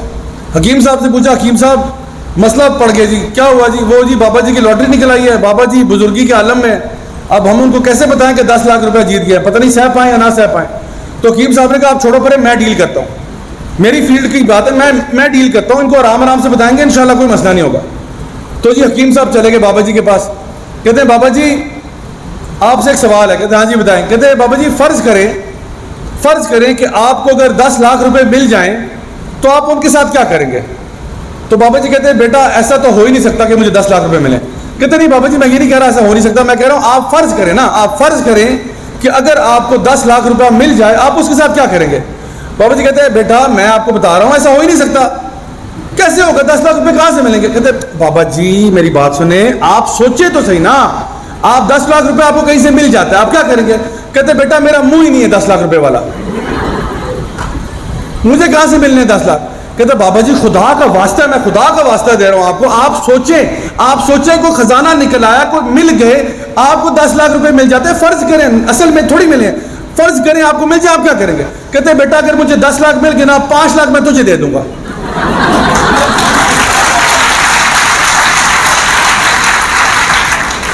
حکیم صاحب ہارٹ اٹیک سے مر جاتے ہیں. تو بات یہ کہ بھائی ہمارے دل بڑے نازک ہیں, نہ چھیڑ ملنگا نو, ہم لوگ نہیں سہ سکتے یہ چیزیں. تو ہمارے دل تو بڑے نازک ہیں, 10 لاکھ روپے ہم سہ نہیں سکتے, تو جنت کو کیسے سہیں گے آپ؟ جنت پتہ کیا چیز ہے؟ جنت وہ ہے جو نہ آنکھ نے کبھی دیکھی, نہ کان نے کبھی سنا, نہ دل نے کبھی تصور بھی کیا اس کا. آپ اس کا تصور بھی نہیں کر سکتے کہ کتنی خوبصورت ہے, آپ تصور بھی نہیں کر سکتے جو وہاں کی انجوائمنٹس ہیں, اور وہ کس کو ملیں گے؟ جس کا دل کا تزکیہ ہوا ہوگا. اور اللہ معاف کرے جو جہنم میں جا رہا ہے نا, اس کو بھی ایک اور جسم مل رہا ہے, روح اس کی بھی وہی ہے. یہی یہی روح ہے، لیکن جسم اس کو بھی نیا مل رہا ہے. وہ جسم مل رہا ہے جس کے بارے میں اللہ تعالیٰ فرماتے ہیں ثم لا يموت فيها ولا يحيا، نہ وہ زندہ ہے اور نہ مرا ہوا ہے. ایسا جسم ہے کہ جو جلنے کے بعد دوبارہ جنریٹ ہو جاتا ہے. اور اللہ رب العزت اپنی نشانیاں ہمیں دکھاتے ہیں دنیا میں بھی. آپ دیکھیں کبھی کسی چھپکلی کی دم آپ نے توڑ دی ہوگی تو دوبارہ نکل آتی ہے نا. اللہ تعالیٰ آپ کو دکھاتا ہے کہ میں سکن اور ٹشو دوبارہ کریٹ کر سکتا ہوں وہاں سے جہاں پہ نہیں تھا. اللہ نے آپ کو دکھا دیا. تو جہنم میں جو لوگ جائیں گے نا ان کی کچھ ایسی کھال ہوگی کہ جل بھی جائے گی دوبارہ آ جائے گی، جل جائے گی دوبارہ آ جائے گی. اور آپ یہی کنفیوژن میں ہوں گے کہ بھئی یہ زندہ شخص ہے یا مردہ شخص ہے. اس کا علاج کیا ہے؟ اس کا سلوشن یہ ہے کہ دنیا میں آج ہم نے اپنے دل کا تزکیہ کرنا ہے. My dear brothers and sisters, میں آپ کو ایک ہوم ورک دے رہا ہوں، ٹھیک ہے؟ یہ ہوم ورک آپ نے کرنا ہے. تیار ہیں؟ کریں گے؟ میرے ساتھ مذاق نہ کرنا، یہ نہ کہنا وہ دیکھیں کیمرہ لگا ہاتھ ہلا دیں. تو یہ ہوم ورک ہے، یہ کرنا ہے، ٹھیک ہے؟ ہوم ورک یہ آپ کا کہ آپ نے گھر جانے سے پہلے یا گھر جا کر دونوں چیزیں آپ نے اپنے پاس ایک پیپر پر یا اپنے موبائل فون پر خاموشی کے ساتھ اپنی 3 دل کے امراض لکھنے ہیں اور کسی کے ساتھ شیئر نہیں کرنا. یہ نہ فیس بک پہ ڈال دیں اور مجھے ٹیگ کر دیں کہ جی یہ ہم نے کیا ہے. تو جو اپنے گناہوں پہ پردے ڈالتا ہے نا اسی کے گناہوں پہ اللہ بھی پردے ڈالتا ہے. تو یہ فیس بک پہ ڈالنے کی ضرورت نہیں ہے، نہ انسٹاگرام پہ ڈالنے کی ضرورت ہے کہ oh my God OMG I attended a talk today اور وہاں پہ میرے یہ پرابلمس ہیں. تو پلیز ایسا نہیں کرنا، ٹھیک ہے؟ تو اپنے 3 کوئی بڑے مسئلے، مثال کے طور پہ آپ کہتے ہو کہ جی شاید مجھے جیلسی بہت زیادہ ہوتی ہے، مجھے حسد ہے، میرے اندر حسد ہے، میں نے اس کو فکس کرنا ہے. یا مجھے غصہ بہت آتا ہے، مجھے غصہ نہیں آنا چاہیے. میں نے اللہ تعالیٰ فرماتے ہیں نا والکاظمین الغیظ والعافین عن الناس واللہ یحب المحسنین، میں نے اپنے غصے پہ قابو کرنا ہے، غصے کو پی جانا ہے، پیار سے معاف کرنا ہے. یا پھر آپ کہتے ہو کہ مجھے شکوک و شبہات میں ملوث ہوں، یا مثال کے طور پہ میری شہوت کے مسائل ہیں، شہوت کنٹرول نہیں ہوتی. تو جو بھی اپنے 3 سب سے بڑے دل کے مسئلے ہیں نا ان کو پیپر پہ لکھ لیں. تو جب آپ ڈائگنوسس کریں گے تو کیور ہوگا نا. جب ڈائگنوسس ہی نہیں ہے تو کیور کیا ہے؟ جب آپ کو پتہ ہی نہیں ہے کہ مسئلہ کیا ہے تو پھر علاج کیسے ہوگا؟ تو اگر تزکیۃ النفس کا پروسیس سٹارٹ کرنا ہے سب سے پہلے یہ تو لکھو تو مسئلہ کیا ہے، اور کسی سے کرواؤ نہیں، خود ڈائگنوسس کرو اپنا کہ یار یہ میرا مسئلہ ہے، یہ میرا مسئلہ ہے، یہ مجھے پرابلم ہے، یہ میرے دل کا ایشو ہے، یہ مجھے پرابلم ہے، میں نے ٹھیک کرنا ہے. میں نے دنیا سے جانا نہیں ہے جب تک یہ مسئلہ حل نہ ہو جائے. تو یہ 3 چیزیں آپ نے اپنے پاس لکھنی ہے. آہستہ آہستہ ان پہ کام کریں، ان پہ ورکنگ کریں ان کو ٹھیک کرنے کے لیے. ویسے تو یہ 30 ڈیز کا کورس ہے اور میں ٹائم بھی تھوڑا ہے، تو میں آپ کو نہ صرف چند باتیں بتا رہا ہوں کہ وہ ہوتا ہے نا کہ ہر بیماری میں کوئی نہ کوئی میڈیسن ہوتی ہے جو چل جاتی ہے، جیسے پیناڈول ہے. کسی بھی ڈاکٹر کے پاس جائیں وہ باقی جو بھی میڈیسن آپ کو دے گا پیناڈول ضرور پکڑا دیتا ہے. تو میں بھی آپ کو ایک پیناڈول دے رہا ہوں کہ دل کی اصلاح کے لیے کچھ ایسی چیزیں ہیں جو ون سائز فٹس آل ہے، ہر چیز میں کامیاب ہے. ان میں سے ایک ہے ذکر کرنا. ذکر سے مراد ہے دل سے سبحان اللہ الحمدللہ اللہ اکبر کہنا، نماز پڑھنا. اللہ تعالیٰ فرماتے ہیں اقیم الصلاۃ لذکری، تو اللہ کا ذکر کرنا زیادہ سے زیادہ. اللہ تعالیٰ فرماتے ہیں کہ الا بذکر اللہ تطمئن القلوب، اللہ کے ذکر سے ہی دلوں کو اطمینان ملتا ہے. تو زیادہ سے زیادہ اپنی زبان کو تر رکھیں اللہ کے ذکر سے. کہیں ویٹنگ روم میں بیٹھے ہیں، کہیں سفر کر رہے ہیں، اللہ کو یاد کرو، اللہ کو یاد کرو، ٹھیک ہے؟ یہ پہلی چیز ہے. دوسری چیز ہے قرآن مجید سے اپنے آپ کو جوڑیں. یہ بھی الذکر ہے، بہت بڑا ذکر ہے یہ اللہ کا. تو قرآن کو سمجھ کے پڑھنا، چاہے روز کا آپ 1 پیج پڑھیں یا آدھا پیج پڑھیں، سمجھ کے پڑھیں، غور و فکر کے ساتھ کریں. یقین جانیے آپ کے ایمان پہ فرق پڑے گا، آپ کے دل کی اصلاح ہوگی. تو اللہ تعالیٰ کو ویسے بھی وہ کام سب سے اچھے لگتے ہیں جو بے شک چھوٹے ہوں لیکن کیا ہوں، مستقل ہوں. تو چھوٹے چھوٹے کام کریں لیکن مستقل طریقے سے کریں تو اس سے فائدہ ہوگا. تو آپ آج تو ہمارے پاس قرآن مجید ہمارے فون میں ہوتا ہے، آپ یونیورسٹی آتے ہوئے کر سکتے ہیں. 5 منٹ 10 منٹ لگائیں، یہ کام کریں، انشاءاللہ آپ کو نظر آئے گا کہ کتنا فائدہ ہوا. تو پہلی چیز کیا تھی؟ ذکر. دوسری چیز کیا ہے؟ قرآن مجید. اور تیسری اور آخری چیز ہے اچھی صحبت. دیکھیں جو تو آپ کے بہن بھائی ہیں نا، وہ تو جو آپ کی قسمت میں آئے آپ بھگتے ہیں، ان کو میں ان کے بارے میں کیا کہہ سکتا ہوں؟ وہ اللہ نے یہی چاہا، بس یہی ہیں، ان کو چینج نہیں کرا سکتے. یہ نہیں کہ چھوٹے بھائی کو پکڑ کے لے جائیں، ہاں جی ان کو چینج کریں جی، خریدا ہوا مال واپس نہیں ہوگا، ٹھیک ہے؟ لیکن جو آپ کے دوست ہیں نا وہ آپ چنتے ہیں، آپ کے دوست آپ چنتے ہیں. آپ خود فیصلہ کریں گے کہ میں نے کس کے ساتھ ٹائم سپینڈ کرنا ہے. وہ کہتے ہیں نا خربوزے کو دیکھ کے کیا ہوتا ہے، خربوزہ لگ پکڑتا ہے. اب آپ کے ارد گرد کون سے خربوزے ہیں یہ آپ فیصلہ کریں گے. نبی کریم صلی اللہ علیہ وسلم کی حدیث آپ نے فرمایا ہر بندہ اپنے خلیل کے دین پر ہوتا ہے.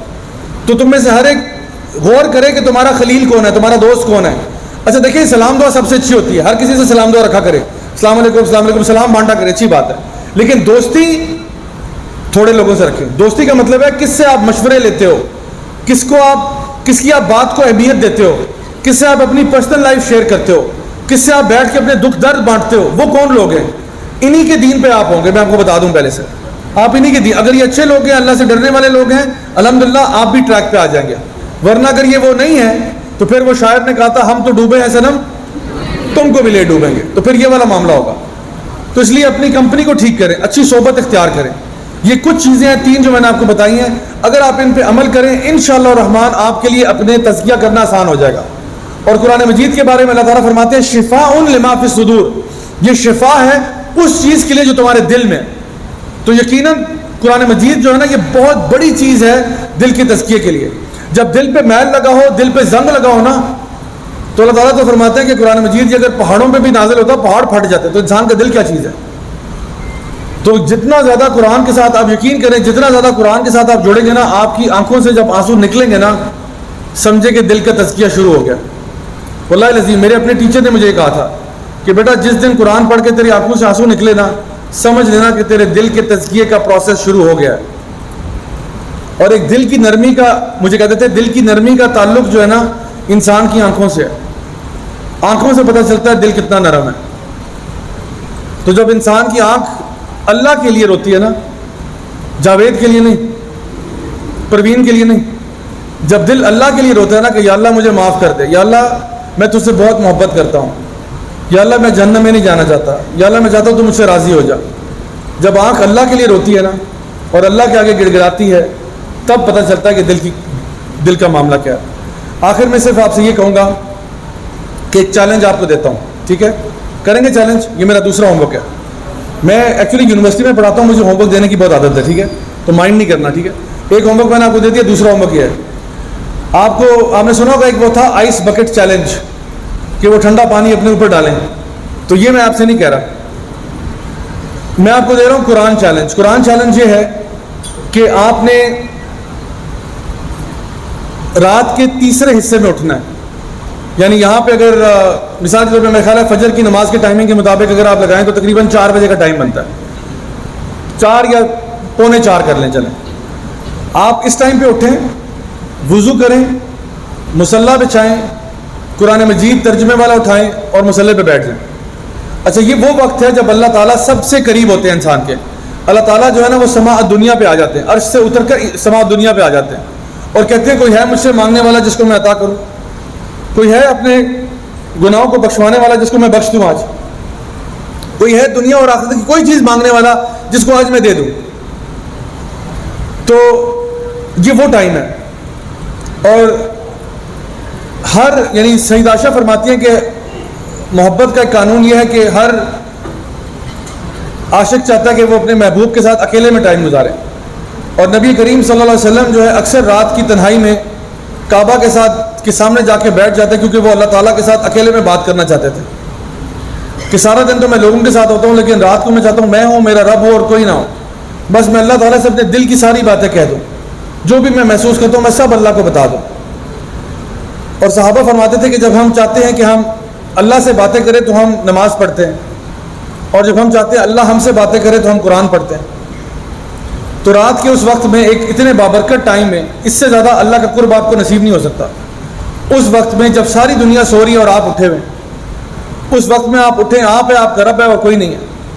آپ باوضو ہو کے مصلی بچھائیں اور قرآن مجید کا صرف ایک پیج پڑھنا ہے آپ نے, فرنٹ اور بیک سائڈ ایک پیج. پہلے عربی میں پڑھ لیں آرام سکون کے ساتھ, پھر اس کا ترجمہ پڑھیں اور 5-10 منٹ اس پہ غور و فکر کرنا ہے, ٹھیک ہے. ایک پیج پڑھنا ہے, کہیں سے بھی پڑھ لیں, کہیں سے بھی پڑھ لیں. اس بابرکت گھڑی پہ جب آپ ہیں, آپ کا رب ہے اور آپ اپنی دل کی بات رب سے کہنا چاہتے ہیں, آپ رب کا کلام پڑھ رہے ہیں, اللہ تعالیٰ ڈائریکٹلی آپ سے بات کر رہے ہیں, ایک صفحہ آپ نے پڑھنا ہے عربی زبان میں اور پھر اس کا ترجمے پہ غور و فکر کرنا ہے. اور یہ کرتے ہوئے اس مومنٹ میں, اس لمحے میں چیلنج یہ ہے کہ آپ نے رونا نہیں ہے. یہ چیلنج ہے, کریں گے انشاءاللہ. اور جو بھی چیز آپ اس ٹائم پہ محسوس کریں گے نا, اول تو یہ چیلنج کرنا ناممکن ہے, جو بھی چیز آپ اس ٹائم پہ کیفیت محسوس کریں گے نا جان لو کہ یہ وہ تھوڑی سی ایمان کی حلاوت ہے جو اللہ نے ہمارے دل میں ڈالی ہے. اور جب یہ ایمان کی حلاوت آپ محسوس کریں گے نا تو آپ کہو گے میں ساری زندگی میں نے ایسا کیوں نہیں کیا. اور ہمارے علماء کہا کرتے تھے کہ اگر ان کافروں کو پتہ چل جائے نا کہ ہم ایمان کی کیا حلاوت اور کیا مٹھاس محسوس کرتے ہیں, خدا کی قسم یہ ہماری گردنیں کاٹ کے ہمارے اندر سے نکال لیں, لیکن یہ تب تک اس مٹھاس کو محسوس نہیں کر سکتے جب تک یہ خود نہ کہہ دیں اشہد اللہ الہ الا اللہ. تو یہ چیز جب آپ اپنے دل میں محسوس کریں نا تو یہ آپ کے دل میں نرمی پیدا کرے گی اور آپ کے اندر ہیوملٹی آئے گی اور آپ کا ایسا تزکیہ ہوگا جس کا کوئی کمپیریزن نہیں ہے کسی اور چیز کے ساتھ. تو یہ میں نے آپ کو چھوٹی چھوٹی کوئی 2-3 ٹپس دی ہیں, زیادہ ٹائم نہیں ہے کہ میں آپ کو ساری ڈیٹیل بتاؤں, لیکن انشاءاللہ مجھے پتہ ہے کہ اگر میں آپ کو یہاں پہ بھی سٹارٹ کر دوں گا نا تو آپ کے لیے چینج کرنا آسان ہوگا. اور پھر وہ معاملہ ہوگا جہاں پہ اللہ تعالیٰ فرماتے ہیں کہ ان اللہ لا یغیر ما بقوم حتی یغیر ما بانفسہم, اللہ اس قوم کی حالت اس وقت تک نہیں بدلتا جب تک وہ اپنی حالت نہیں بدلتے. My dear brothers and sisters, اپنے دل کی حالت کو بدلیں. آپ اپنے دل کی حالت کو چینج کریں گے, اس میں کوئی شک نہیں کہ اللہ تعالیٰ ہمارے انفرادی اور اجتماعی حالات کو چینج کرے گا. تو میری دعا ہے اللہ تعالیٰ سے کہ اللہ تعالیٰ ہماری تمام غلطیاں, کوتاہیاں, گناہوں کو معاف فرمائے. اللہ تعالیٰ ہمیں نیک اعمال کرنے کی توفیق عطا فرمائے. اللہ تعالیٰ ہمیں اپنے نیک بندوں میں شامل کرے, اپنے انبیاء, صدیقین, شہداء, صالحین میں. اللہ ہم سب سے راضی ہو جائے اور ہم میں سے جو لوگ بھی پریشان ہیں اللہ تعالیٰ ان کی مشکلیں, مصیبتیں, پریشانیاں دور فرمائے. جو بھی ہم میں سے بیمار ہیں, جن کے گھر والے بیمار ہیں, اللہ تعالیٰ ان کو مکمل شفا کامل عاجلہ عطا فرمائے. اللہ ہمیں دنیا میں بھی خیر عطا فرمائے. اور انشاءاللہ میری خصوصی دعا آپ سب کے لیے یہ ہے کہ جس طرح آج ماشاءاللہ اس پیاری محفل میں ہم اکٹھے ہوئے ہیں اور آرگنائزرز وغیرہ کا سب کا بہت شکریہ, آپ نے اس محفل کو سجایا ہم سب کے لیے. میں دعا گو ہوں آپ سب کے لیے کہ جس طرح آج ہم یہاں اکٹھے ہوئے ہیں, میری دل سے دعا ہے کہ اللہ تعالیٰ ہم سب کو اسی طرح سے, بالکل اسی طرح سے جنت الفردوس میں بھی ملنا نصیب فرمائے. اس دن اگر رب تعالیٰ نے چاہا تو پیزا پارٹی جو ہے وہ میری طرف سے ہوگی. ربنا تقبل منا انك انت السميع العليم وتب علينا انك انت التواب الرحيم وصلى الله تعالى على خير خلقه محمد وعلى اله وصحبه اجمعين برحمتك يا ارحم الراحمين. جزاكم الله خيرا والسلام عليكم ورحمة الله وبركاته. بہت بہت شکریہ.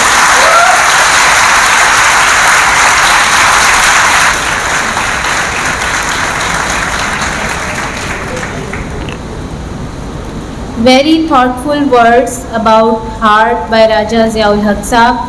Here I want to say, چاہتے سب ہیں کہ وہ